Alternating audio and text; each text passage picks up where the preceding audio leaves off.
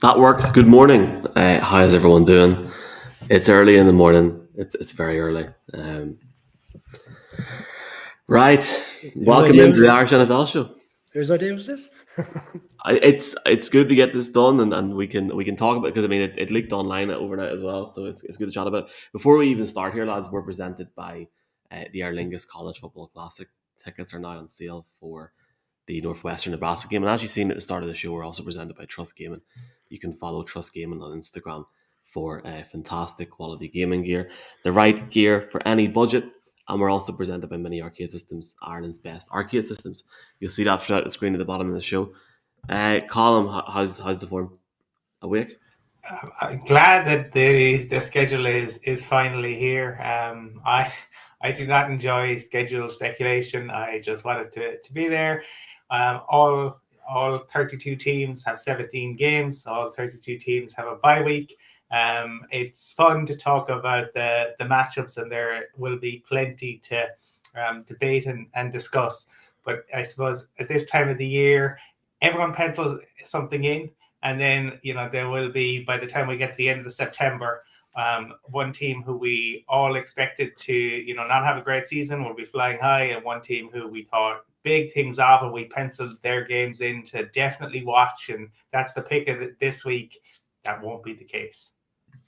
Brian, the Cardinals will be 4-0 by the end of September, yeah, as usual. Or? I'm not sure this year, bearing in mind who they play week one, but yeah, I can understand your reason behind that. Look, Colin is right. Like, these teams are. I woke up this morning, I see all these.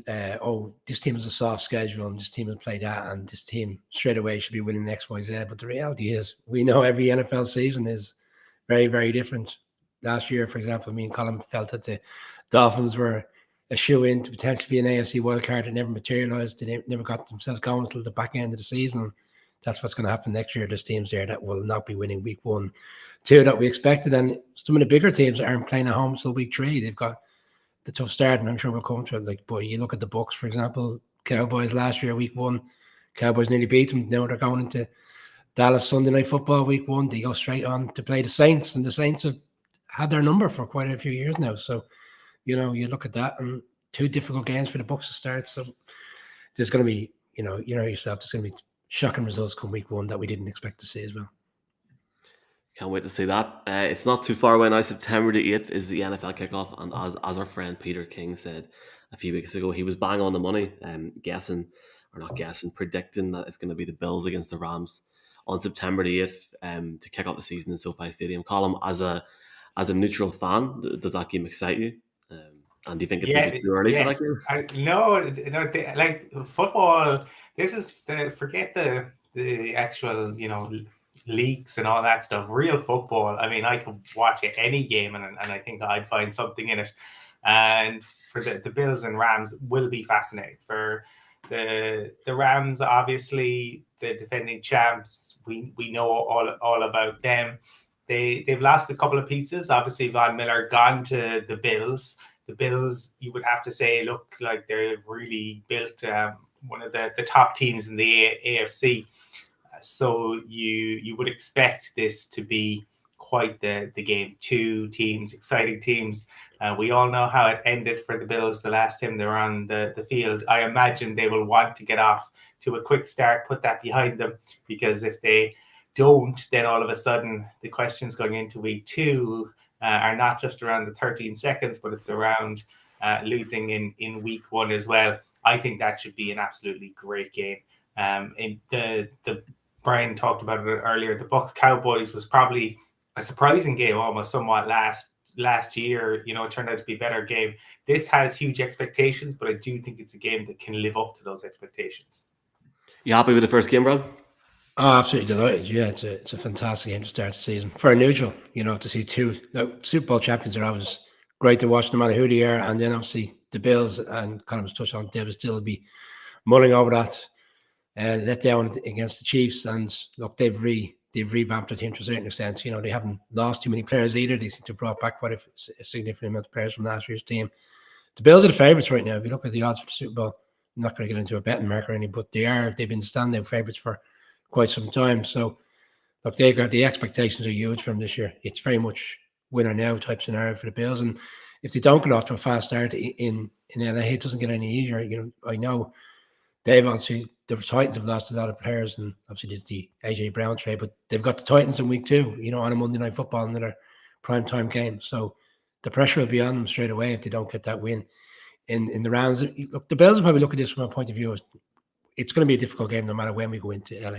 Are we better off facing them week 1 when they may not necessarily be at their best? You saw last year with the Bucs. The Cowboys, everybody felt maybe this was the right time for the Cowboys to play the Bucs week 1, and they nearly beat them. They lost in the last second field goal. So I think the Bills will go into LA, confident they can turn over the Rams, and it'll be interesting to see what Rams we're going to see next year, because we have seen in the past, some teams do well and go back to the playoffs. The Bucs last year, for example, there has been Super Bowl hangovers even for the teams that win it. So big game to start the season, great game. They couldn't have picked a better game, to be honest.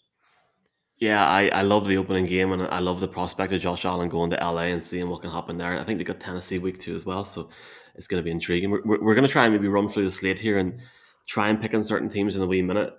Things that have stood out, lads, over the schedule release have been obviously one of the first things we look for is Thanksgiving. This year, the early game for us is the Bills against the Lions.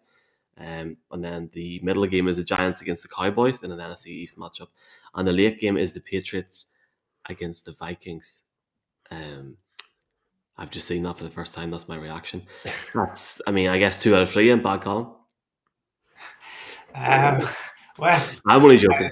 The Thanksgiving games, we know that certain teams will always play on Thanksgiving, and so the Lions, it'll be very interesting, right? By that point of the season, you're a year and a half essentially into the Dan Campbell experience.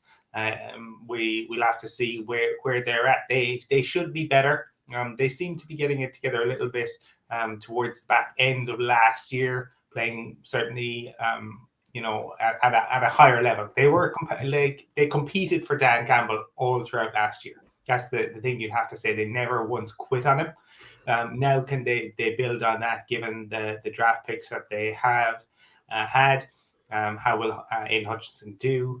So that's one. But at that point, you would also expect the Bills to be looking to really put a stranglehold on their division. But we have seen sometimes strange things on Thanksgiving. Obviously, the Lions had their hearts broken last year, and I will hopefully be stateside again at that point and able to enjoy all 3 games. But yeah, that is the tradition. The Patriots are kind of the great unknown of this season. I think there's all the historical elements that go into it, but every time you hear something come out over recent weeks, be it some kind of odd draft picks, then there's talk about they don't know who the play caller will be, and it could potentially come down to the summer and looking how things go in training camp. Obviously, with Josh McDaniels moving on, and the Vikings, can the Vikings ever take a step beyond purple purgatory? Yeah, and obviously, like the middle game, the last few years, I know last year was the Raiders, but the year prior to that, it was the Washington Commanders against the Cowboys, and the Giants haven't played on Thanksgiving since 2009 when they played on the late game against your Broncos. So it's been quite a while since the Giants have fallen into that special day for the Americans. Look, the Cowboys for me have had one of the worst off seasons. They've lost players; they haven't seemed to replace players. If you look at how their draft went, I know Jerry Jones has picked it up that we got the players we wanted, but I don't buy into that. I think things didn't go for them the way in which they had hoped in the draft. There's pressure there right now. I'd say the Eagles as the favorite for the division, and Cowboys don't win on Thanksgiving. The Cowboys haven't won on Thanksgiving for 4 or 5 years, so it's a good time for the Giants to play them, I imagine. But you look at Giants' schedule, and unfortunately, because of the position we're in, we actually have what people see as a kind of a light schedule this year in terms of who we play. We play Jags, Texans, Lions, Bears all at home, Panthers at home. Very winnable games. And I'm sure they'll be saying the exact same thing about playing the Giants, but the Giants might be in a better position come Thanksgiving that we're not watching a game with a team who's potentially looking to next season's draft as more so than focused on the games at hand. But look, it's obviously going to be a good game. And the important thing for the schedule is they don't need to pick massive games on Thanksgiving because they know the ratings are always going to be there. Looking forward to those games. Maybe not the last game, but look, all good. And I know you're talking about the Giants. Our column's delighted that his team's playing at a reasonable time that week, especially if he's in the States. Ha ha ha. Christmas, you lads. My wife hasn't woke up yet, so I can say this. When I told her that there was games on Christmas Day this year and more than one, she wasn't happy. No, I'm not. There's no point in me lying about that, lads. Christmas Day, 6 o'clock Ireland time. The Packers against the Dolphins. 9:30, the Broncos against the Rams, and 20 past 1 Sunday Night Football or Christmas Night Football. The Bucks against the Cardinals. Column. Sounds like a big night. Sounds like everyone's going to have to get in the Sky Studio for that. But bypass Christmas, and it's an NFL Sunday. Yeah. Yeah, I mean the two later games I think are fine. Generally, people are winding down a little bit at that stage. That 6 o'clock one though, that is probably the toughie for a lot of people. I mean for the Broncos, it's an opportunity to test themselves against the Super Bowl champs on Christmas Day. George Payton, has received a lot of praise this offseason in terms of what he has managed to do, but the team has to actually go out and do it at that point. So for us, obviously, it's at a bit later. For people stateside, if you're also trying to unwrap presents, cook Christmas dinner, and do all the other festivities that go into it, that must be a logistical nightmare to try to coordinate all of that. The NBA must be delighted, Brian, at this prospect. I'd say the NBA are absolutely disgusted, to be honest, because they know the reality is the NFL rules, and the NFL will then dip into their viewing audience that they probably have banked for the number of years since they started putting all those Christmas Day games together.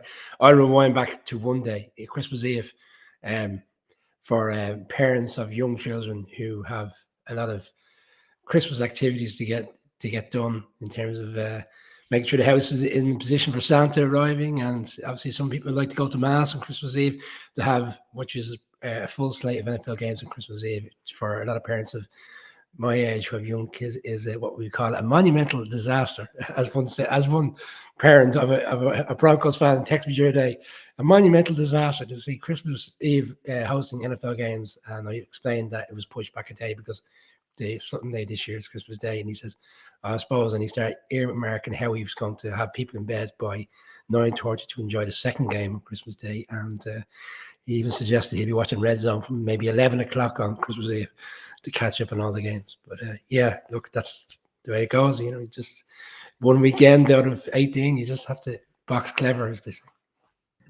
Can't wait to see our live show schedule that week. It's crazy. But sorry, just ask for the games. Sorry, ask for the games themselves. Yeah.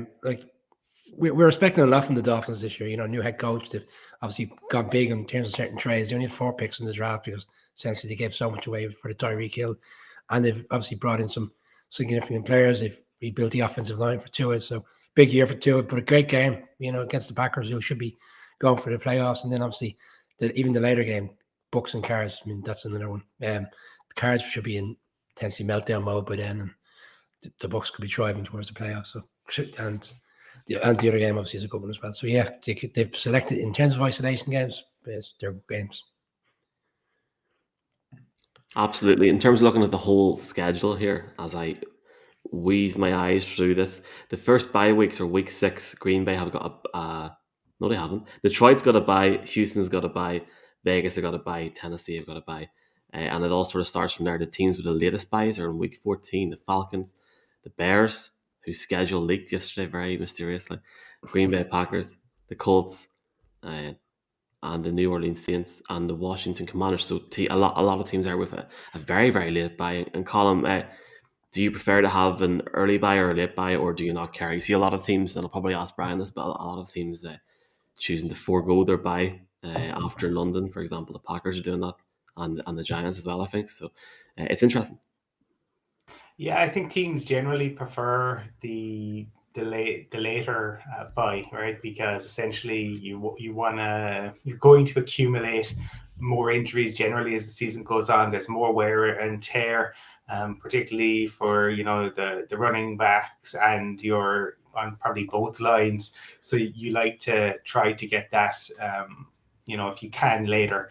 A couple of things that maybe jumped out at me was that Carson Wentz will be facing the Jags in week 1. Obviously, the reason that he was traded out of the Colts, so he faces them again, and I think that is one thing that jumped out to me on the week 1 side of things for the Commanders. And for me in week 2, you have the Chargers at the Chiefs. They gave us 2 unbelievable games last year, and in fairness to the Chargers, they have had quite the off season, and whilst they probably haven't lived up to maybe the billing last year, and at times obviously 2010 being the standout, they don't have the fear factor against the Chiefs, and the Chiefs don't have the kind of record that they do against the Broncos. The Chargers always play the Chiefs. They will feel they're in with a chance of winning it.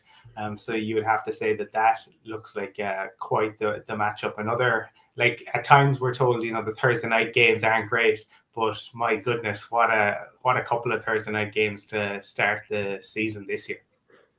Brian, I say there the column, like you see the Giants not taking a bye after the London game. They've got Baltimore in New York, and then at Jacksonville, at Seattle, and then a week 9 bye. Do you agree with not taking a bye, or do you really care? Or No, I do agree with it. I think what's happened over the course of the 10, 15 years since the game's become international is that originally teams were kind of scared by the fact they had to travel so far across the UK, and obviously then going back. But I think as time has gone on, the teams have obviously got a little bit more clever in terms of the logistics of going to play the games in the UK. And next, I think they're starting to realise was the enormity of the trip is significant. It's still similar enough in terms of the travel time to go out West Coast. So, I mean, if they go play West Coast, like New York, if you're playing Seattle away, for example, which the Giants have this year and they did 2 years ago, New York to Seattle, I imagine, is in the region of 6-hour flight. So they're going to fly maybe 6.5, 7 hours to London, give or take. And then I think what we're finding is, and we've seen it last year when we were in the airport, unfortunately, to see some of the players. So a lot of teams are traveling back straight away, within reason, a couple of hours after the game. So they're back in Stansted and they're traveling back. And because of the time difference, essentially, the majority are getting back just around midnight local time in the US. So that allows them on the Monday to give the players time to recover. So essentially, they're straight back into the walk-in Tuesday and leading up to the next game. And for the fact that the Giants are in New York and they're going back and they're playing at home against the Jags, it makes sense for the Giants to bypass the week that and take it further into the season. I think most teams would rather do it further into the season because injuries start to catch up, fatigue and tiredness of the team. The Packers now is more. I was surprised a little bit by the Packers. I think they are playing at home the following week, but the Packers have a little bit more of an extensive journey than the Giants would going back to New York. But no, look, I think it's something now, and it's good to see the league offering this to the teams more so than just assuming they want it and putting it in place. I know that teams can veto it and put it in, but it's good that they're acknowledging the teams don't want to do it. I'm looking forward to discussing Monday Night Football in week 1 in particular, if we can roll on to that one soon enough, Michael. Yeah, absolutely. I was actually going to say, like, next, is there any games that stands out for you, lads? So yeah, definitely. I mean, like, let's look at that Monday night slate. So Monday Night Football week 1. Oh, okay, yeah. Now I'm awake. But I'll give you the reason why I'm interested. I'm really interested here. Broncos Seattle in Seattle. Yeah, and the reason why it's not so much about the game. I'm surprised they put it on in week 1 because no matter when they played that game this season, we all knew it was going to be in prime time, whether it was Sunday Night Football or Monday night. And the ratings are always going to be significant and high, no matter what stage of the season. Maybe if it was later on in the season, the Seahawks weren't doing so well. So I always felt it would be maybe late October. And for them to put it in a week 1, I just think it's an unusual move. I think Seattle are going to be really up for the game because obviously it's week 1 anyway. They're at home, and I think Russell Wilson would probably prefer it to be later in the middle of the season so he can settle into his new team and maybe go win a game and put themselves in a more confident position going in. I still think they'll win the game. Don't get me wrong. I just think it's unusual. I'm surprised they went with it week 1. I think it was one of those games that they had in their back pocket for the season that they could have really milked for a week, similar to when Brady went back to the Patriots last year, and they could have had the whole, the 2 hours where you literally had to mute your television for 2 hours because it was getting beyond the joke and listen to all the Tom Brady stuff. But I'm surprised that they've essentially got the game out of the way and put it in week 1. But it's a great game. Don't get me wrong. It's a game I'll really look forward to. It's not so much against teams of the game. It's just why they've done it in week 1. It's strange to me. Big, well done to all of us for getting through 28 minutes and not talking about Tom Brady's big contract. I'm sure we'll get talking about that in a wee bit. Maybe with our guests coming on in a few minutes. Colin, I can see what Brian's saying, but even for me, it's like, does ESPN, NBC, Fox, or NFL Network want to put the 1-8 Seattle Seahawks on against them in November? Or do you think it's like the most value week 1? Do you think that's maybe the best? Like when it's 0-0, like. I think that's part of it. I also think, because it's a huge story. I think essentially what you're seeing the league do is, right, viewing figures were unbelievable last year. They were probably even better than maybe the league had hoped. And we know football is king, but I think what they are looking to do is absolutely knock it out of the park with the first weekend's figures. We know that Thursday night game, the Rams-Bills, is going to be huge. We discussed that with Peter King. He felt that was probably the way the league was going to go because they didn't want to see any dip. Right. So essentially, if you look at the first 2 Thursday night games and the first kind of couple of weeks, even weeks 3 and 4, if the league has really strong viewing figures through that first month, it puts them in a very strong position. You would have to say everyone's talking again about football and football being king. I think that played a role. I also think it gives you a narrative that the league can lead into it. It would be more difficult if the Seahawks were struggling. I think the interesting thing is around the schedule releases, right? We're looking, as we sit here right now, Drew Lock is the presumptive starter if he can beat out Geno Smith.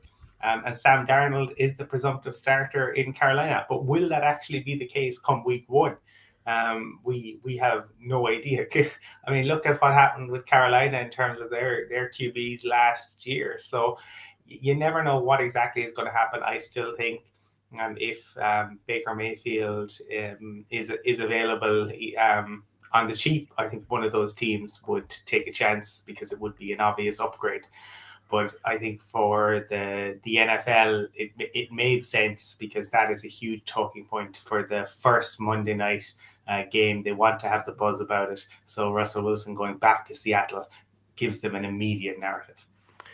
Michael, I know you're suggesting like the book the Seahawks, and we all have awareness that we're all saying essentially that we don't think the Seahawks are going to have a good season, but I thought like it'd be something in October because you look at the schedule and they have Falcons week 2, Lions week 4, and they got the 49ers at home in between that. And again, it's back to the point we've made early on.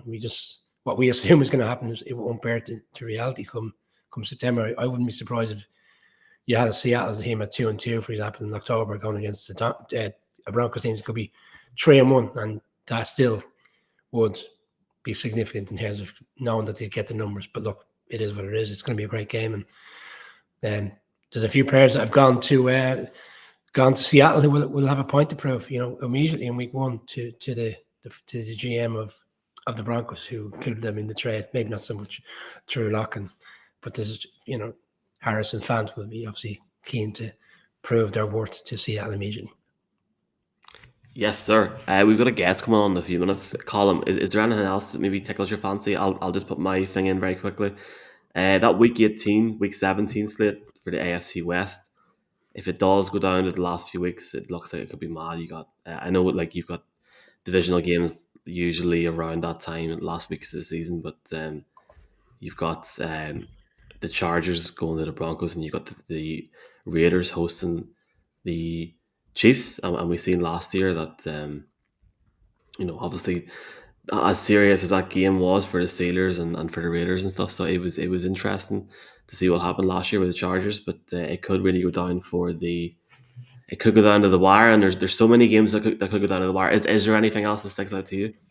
Yeah, the Bengals end to the season as well. It jumps out week 17. They welcome the Bills, and week 18 they travel to play the Ravens. You would imagine that given the Joe Burrow, Jamar Chase, and in fairness, the Bengals spending some money, that they will be there or thereabouts, and that could be really interesting to see. Both you could see the Bills and the Bengals really competing at the top of the AFC, and so for that in week 17, and then obviously in terms of the AFC North, the Ravens at the Bengals, I would expect the Ravens to be much better. I think they had a really good offseason, a good draft. They cannot have as many injuries. They simply cannot have as many injuries as they did last year. So I think it's a tough ending to the regular season for the Bengals. But again, I don't think Joe Burrow is going to be particularly bothered by that. It's an opportunity to go out and prove himself, but it makes for kind of fascinating viewing. And I think that's something that the league have looked to do is to put some games right towards the end where it'll be really meaningful. I know that for example, the Eagles go to the Cowboys, I think week 16. Right now, again, they're the two teams you would expect to be battling it out. But come week 16, that could be very different. But right now, that looks one that could be really interesting as well. Anything stands out to you, Brian, before we bring our guest on here? Yeah, well, it's more so probably the Giants, really. A lot of people have suggested that, Giants coming to London, Packers, it's a cakewalk, and may well be a cakewalk for the Packers come week 5. But I think, and again, teams will say the same thing, but I think bearing in mind what the Giants have on the schedule for the first 4 weeks, Tennessee week 1, I mean, Titans are always in up and downs. I know they're number 1 seed, but there seems to be a lot of kind of concerns there how they're going. Week 2, Panthers. Week 3, Cowboys at home. And week 4, Bears at home. So I think the Giants, bearing in mind how things seem to be going with the new GM, the reconstruction of what he's putting in place, I think there's a fair argument that the Giants might have a couple of wins potentially coming into London. And I think that's what we'd all want. We want to see a team who's had a couple of wins come over, whatever team it is, just to make the game more interesting. And the Packers play the Bucs in week 3. They play the Patriots in week 4. They've got a tough fast. They play Vikings week 1 away. So there's tough games for the Packers as well. So will we see Packers go in there 4-0? Maybe, probably not with those games. And I think it allows us to go and enjoy a game which is competitive at least. And then obviously the week prior to that similar scenario with the Vikings and Saints. So just with a night to London, to hopefully, we've had people last year say that the games weren't really up to the standards that they hoped for in terms of when they bought their tickets. But I think it's fair to say we should be seeing 2 good games, at Tottenham, obviously then leading up to the game at Wembley. Intrigued to see these games at Tottenham, and yeah, they're going to be very competitive games. So excited to see it this season in the NFL. And we're not too far away now, lads. We're sitting here on the 13th of May, and we're just a little under 4 months away from the season starting. We've got a guest coming on in a wee second. Just before we bring him on, we're presented by Trust Gaming, Mini Arcade Systems, and the Aer Lingus College Football Classic. That's the first game to kick off this summer in Dublin, Northwestern against Nebraska. I'm really proud that we're doing this at silly o'clock in the morning, lads. If anyone does have any comments they want to add or wants to pop in and join the show or put a comment on the screen, go on to YouTube, search Irish NFL Show, and we'll try and read your comments out live on the air. Just been for a guest to pop in, Colin. And anything else stand out to you? I know there's like a million games here. Yeah, I mean, again, some of it comes down to how certain teams will react. I mean, to me, one of the stories of this off season will be, and when we might discuss this with our guests, is it will be around the 49ers and what they do in terms of the QB situation. Who will be QB1 for the 49ers week 1? There's an awful lot of noise around that, so that is one thing that I think will be intriguing. But given the division they're in, almost all of their matchups are interesting. And then the other is the Browns, given the trade for Deshaun Watson and what that might mean for them. They again, the AFC North is powerhouse division. Lots and lots of good games. And then week 5, again, Chargers at the Browns. That should be pretty fascinating. We are delighted to welcome a guest who is chilling out on his Thursday night. Jeff, what year is it in Hawaii? I don't even know anymore. What's the What Huh? year? It's 2022. That don't change, bro. I feel like I was talking to you 5 minutes ago. Thanks for coming on. How's it But going? we Good? are. It's Thursday night, and you guys are, I suppose, Irish breakfast. That's a Guinness and an egg, right? Well, Hawaii late night's a glass of vino. So I'm sharing a glass of vino with you fellas tonight. Normally, yes, Jeff, but some of us have to work today. Some of us have to work. It's about time. Hey, you guys, how about today?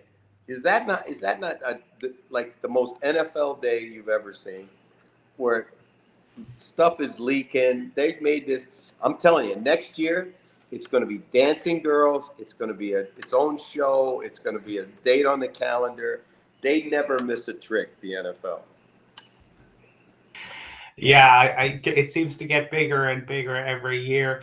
Jeff, we were talking about it just before you came on. The QB situation in San Francisco. Jimmy Garoppolo's surgery, seems to have thrown a spanner in the works a little bit around the trade. But there's an awful lot of smoke coming out of there that it might be Jimmy to start the season. Interested, as somebody who's been involved in the game for so long, your thoughts on that QB situation. Will they be happy if it is Jimmy who is the starter week 1? I don't know if they'll, again, they're going to tell you they're happy no matter who it is, whether it's Lance or whether it's Jimmy G or whether it's Baker Mayfield or any possible scenario out there, because they, obviously they got to get the confidence of their football team. But the bottom line, as I see it, is right now, their best chance to win is with Jimmy G until somebody can come in and beat him out. And I mean clearly beat him out. Because let me say this about, and Mike and I talked about this on the podcast today. The one thing that gets you beat in this league faster than anything else is potential that doesn't perform. It's a performance-oriented business. And you can talk all you want about this guy can do this and do that, and he was this and that. Until they do it at the National Football League level, it's all speculation. Jimmy Garoppolo, for the faults that he has, and there are some, has taken a team to within one throw of a Super Bowl championship. And there aren't a lot of quarterbacks that can say they've done that. And until somebody, in the fight game, they talk all the time, and I love the fight game, and the guys say, well, until you knock out the champion, you got to knock out the champion. You don't outpoint the champion, you knock him out. So somebody's going to have to win that job, and then Shanahan will build the offense around him. So that's the greatness of the off season. We can all talk about all these scenarios, but the bottom line is the bottom line. And right now, Jimmy Garoppolo is the best, in my opinion, the best, opportunity that Seattle has to have a winner on the field.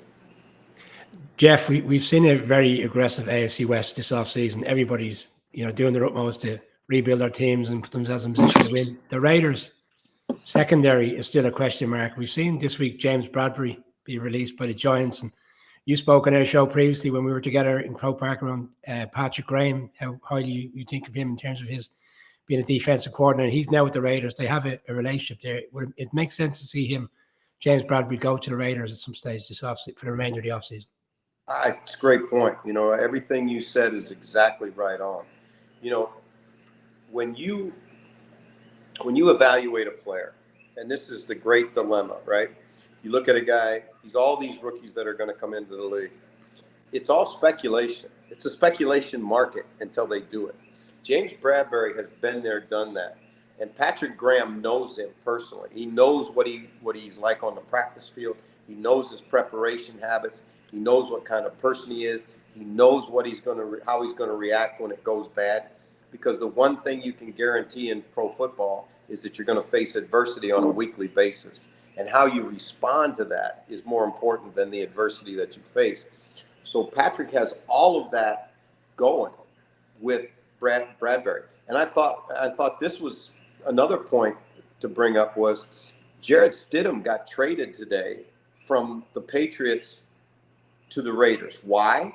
Well, who's worked with Jarrett Stidham since he came in the league, right? So, when you're trying to put a football team together, and you don't got 3 years anymore. The 3-year plan that Dick Vermeil had every place he went, that's no more. It's more like 13 months, and you better show improvement or you're going to be out the door. And so you want guys who because I've been there, fellas, and let me say this: when you move from a team, it's really a whole year before you even really know everybody in that room, how they're going to react, how they're going to respond, what their habits are, how they take coaching, all of that stuff. And so when you can get a guy that that's a huge advantage. Jeff mentioned in your podcast there, Coffee with Coach Reinebold. You can search for it online and watch it. Great show last night as well. We had Mo Kelly from the Seahawks on. Talking about the Seahawks, Jeff, and we mentioned this last night a wee bit, like we're going on to the schedule release here now. Week 10 starts off with the Bucks against the Seahawks in Germany. There's a load of really, really good games in the 6 o'clock window for Ireland and the UK viewers. And then later on that evening, you've got the Dallas Cowboys going up against the Green Bay Packers at Lambeau Field. And Sunday Night Football is the 49ers against the Chargers. Is that like the glory week? I mean, wow, that's class, yeah?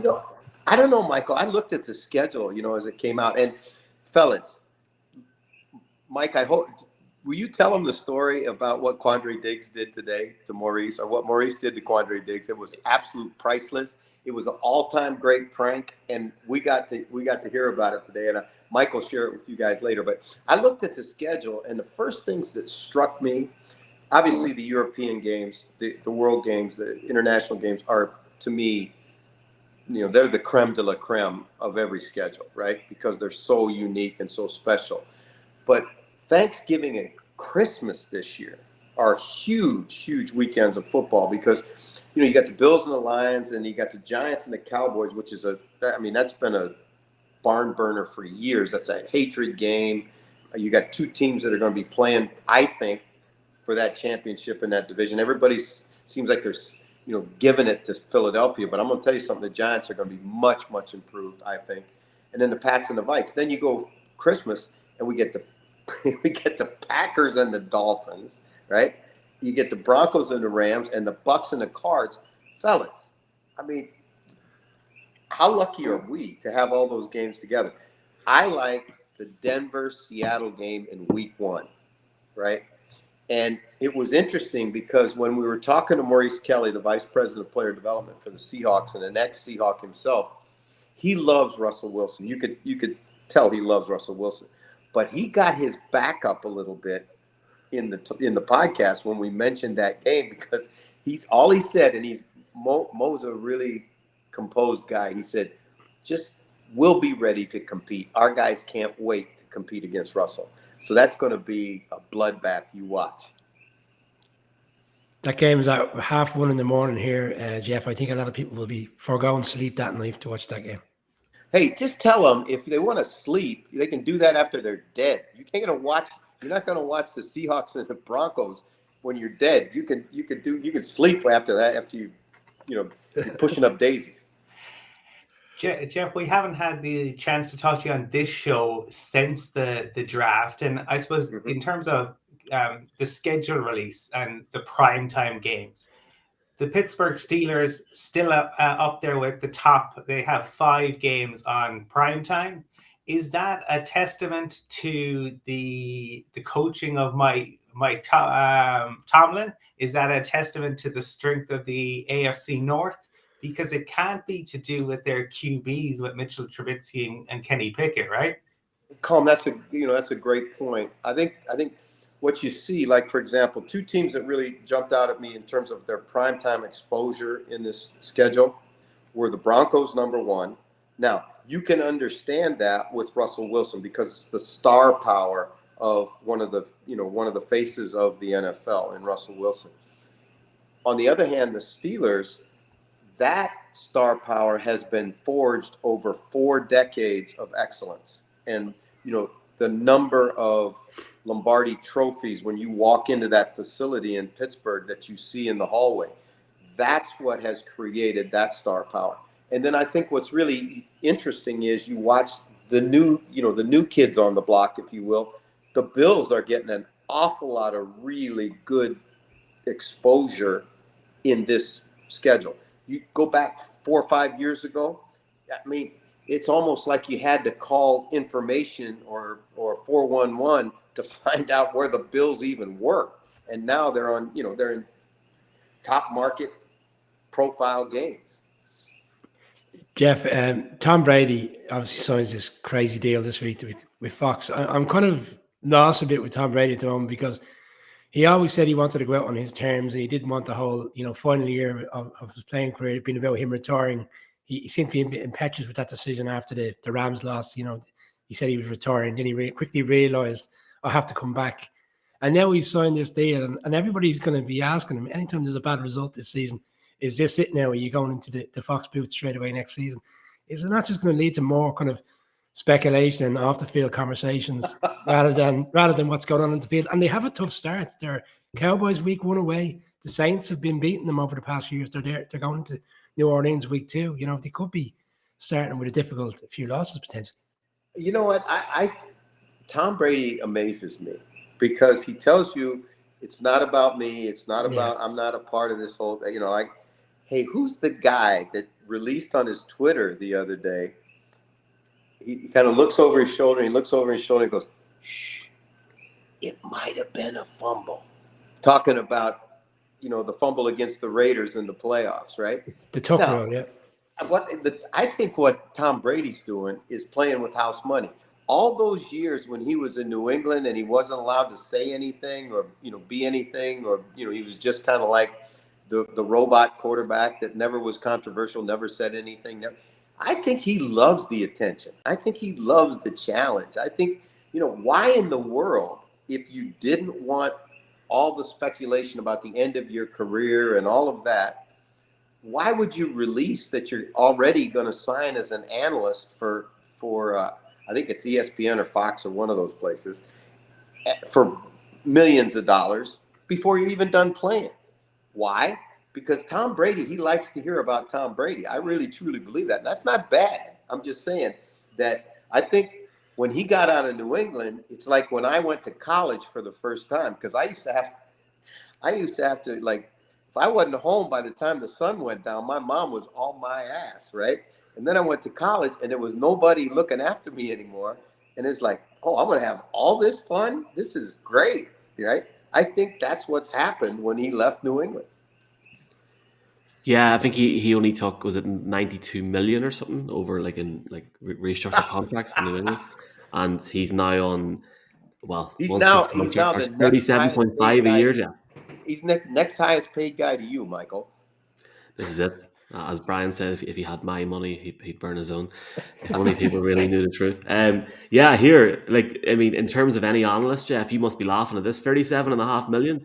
You're worth at least 10 there, Jeff. Now, if Tom Brady can walk into a job there now and be like, here we go. I couldn't believe it, Jeff. 37.5. That's ridiculous. Like, come on. Well, you know what? It's interesting that those guys have figured out. And this is, when we were talking to Maurice today from the Seahawks, he was talking about transitioning a player into the National Football League, which is part of his job. But once they're in, it's all, as soon as they start, it's transitioning them out of the National Football League. Now, there aren't a lot of them that are going to walk into $37 million a year jobs. But what he's concerned with is find your passion. And I think Tom Brady's passion is, as much as football, it's being in front of the camera. I think he truly, really enjoys that. And there's nothing wrong with that. So, kudos to Tom Brady to turn, here's a 6th round draft choice out of Michigan that looked like he was 70, not 70, I'll say 50 years old in his combine shots, and you look at him now and you say, greatest that ever played the game, and he's going to walk off into a $37 million job after football. Congratulations, Tom Brady. Jeff, we talked a little while about the Steelers and their storied history. A team that has to look to the past for. Unfortunately, I mean, you like to see teams do well, but the team that gets talked about all the time, America's team, the Dallas Cowboys. It hasn't exactly been an off season to remember. It's been one where Jerry Jones has made more headlines than the team.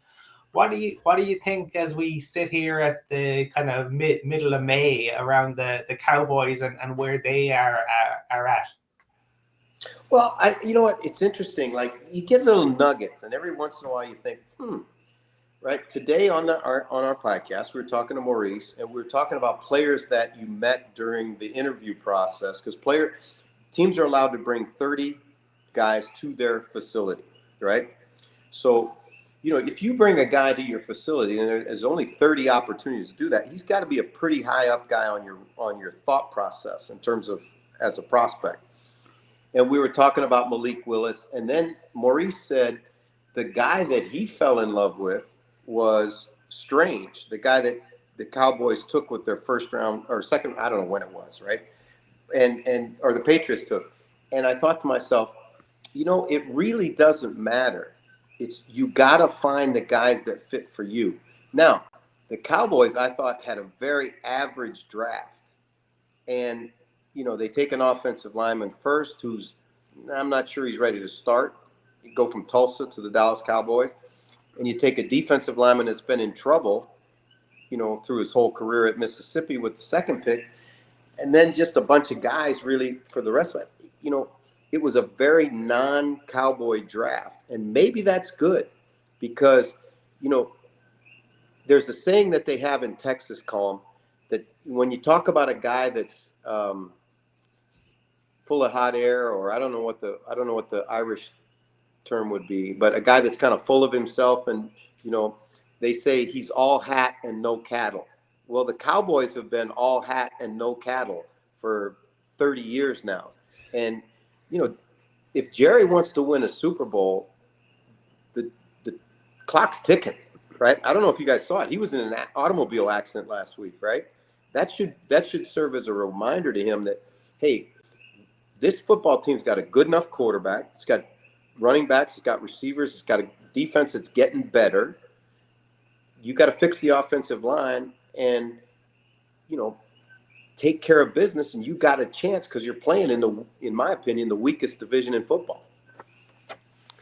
Jeff, Michael always likes to have a pop at the Arizona Cardinals. He likes to call them the 7-0 Arizona Cardinals. Before they have the season meltdown, which seems to happen quite a lot these days. This year is a bit unusual. Like Cliff Kingsbury has signed the contract, but yeah, if you talk to Cardinals fans, a lot of people feel he's under pressure. The Kyler Murray situation. In terms of the contract, doesn't seem to be content at the moment. You've obviously then have the Andre Hopkins 6-game ban. They've made what a lot of people felt was a kind of a bit of an over-the-top trade in terms of giving away their first pick for Hollywood Brown. Where are you at with the Cardinals? Is it a make or break year for the head coach? Hey, bro, you know what is interesting about the Cardinals to me is I looked at the schedule today, and I thought the Cardinals schedule was tough. You start looking through that. There's no way they're going to be 7-0 starting the season, in my opinion. And, we're going to find out about the Cardinals. This is a football team that has not had a particularly good offseason, right? And, I think some of the holes in them showed up in the second half of the season, most notably at the quarterback position.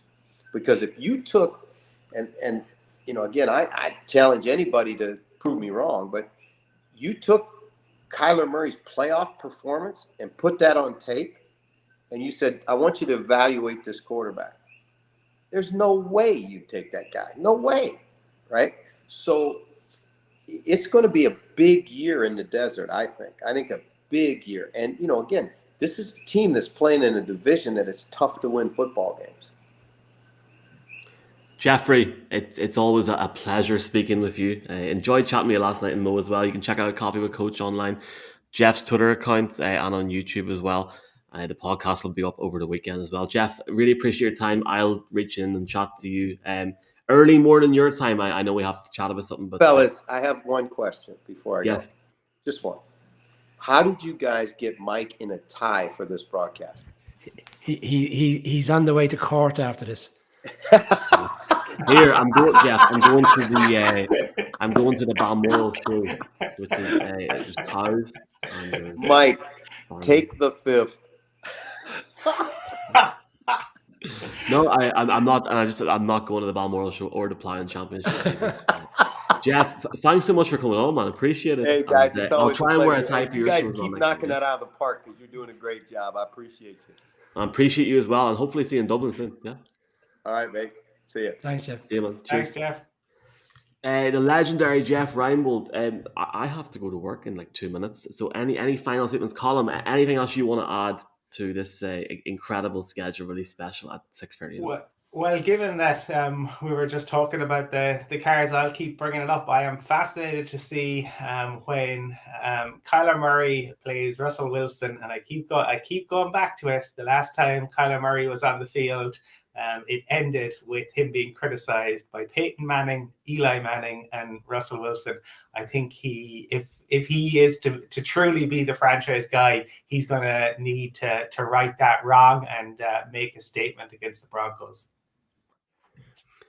Brian, are you going to call him now? Or the Giants beating the Packers in London? Because you said it's going to be a good game. So I won't go that far, Michael. Now let's just get the first week over with first. Before we get. I think if you don't win, that license plate guy won't be back in the country. It's like this boy's a good follow on Twitter. He's fantastic. I don't know if you saw what he did this week, but essentially he reached out to New York sponsors and asked them to create competitions for Giants fans to win themselves trips to New York, and he ended up going from having 2 competitions, having 4 competitions within 3 hours. So he does a lot for the community over there.